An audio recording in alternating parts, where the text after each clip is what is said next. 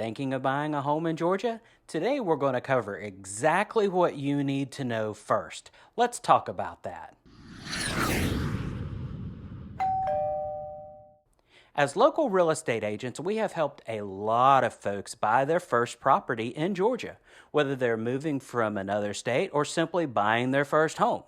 And there are a few critical things that buyers need to know about Georgia real estate because it works different than most other states.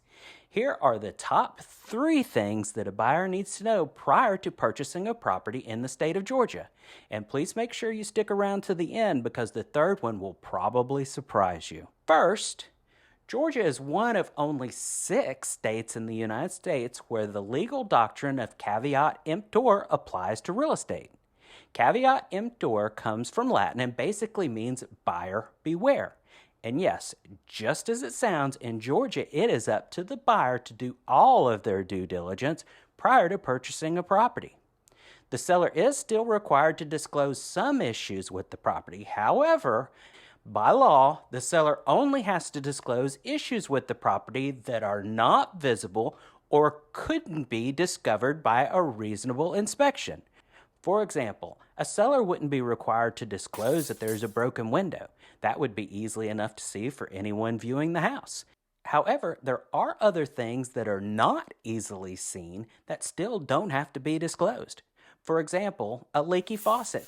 That most likely would not have to be disclosed by law because a reasonable inspection would almost certainly see the water dripping when it is running.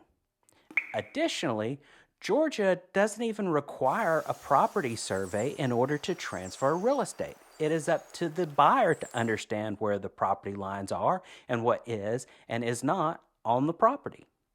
Because of caveat emptor, there is one thing that absolutely does work in the buyer's favor here in Georgia, and that's the due diligence period. Just as it sounds, this is a period of time where a buyer is able to do all their due diligence, including inspections or surveys, and the length of that period is negotiated between the buyer and the seller in the initial contract. Georgia is unlike other states that limit the ability of a buyer to back out of a contract. During the due diligence period, a buyer can back out of a contract for any reason whatsoever, including they just simply changed their mind. A buyer is not even required to give the seller a reason. Next, Georgia is a non-judicial foreclosure state. When a buyer defaults on a loan, the lender does not have to take the borrower to court in order to foreclose. They simply must advertise it in the newspaper. They are able to do this because when someone purchases a property in the state of Georgia with a loan, they actually sign over a deed to the lender, and the lender actually holds actual title to the property. I know this sounds scary, but keep in mind, most lenders do not want to foreclose on a property because even in non-judicial foreclosure states, it's a long process that takes time and it certainly takes money. However, it's important to understand that once a lender does decide to go through the foreclosure process in the state of Georgia, it can happen much quicker than in other states where they must go to court to do so. The third and final topic is one that surprises many people, and it's really the biggest reason that you should absolutely do your homework when looking for an agent to represent you as a buyer. In Georgia, real estate agents acting on behalf of buyers have extremely limited liability. The state of Georgia states that brokers do not have a fiduciary duty to their clients in a real estate relationship.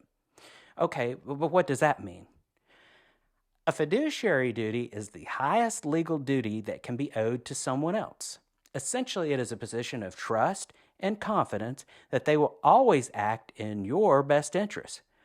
Furthermore, the document that buyers sign with the real estate broker in order to create a client relationship essentially says that the broker doesn't even have the duty to guide the buyer through the process. Now, having said that, there is a big difference between what is legally owed to clients and how a good Georgia real estate professional should act in order to best serve their clients.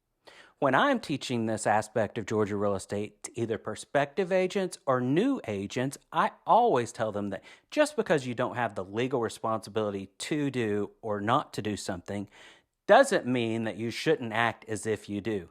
Acting as if you do is what makes a great agent, and frankly, that's how we operate.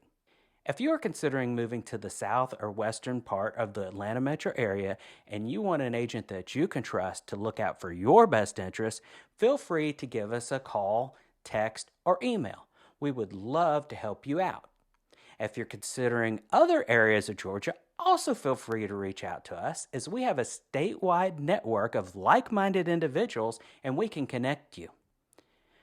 I hope you found this video to be informative, and I really hope it helps you understand what you need to do in order to protect your interests when buying real estate in Georgia. If so, please click on the like button, and if you like content such as this, I would ask that you please consider subscribing to our channel.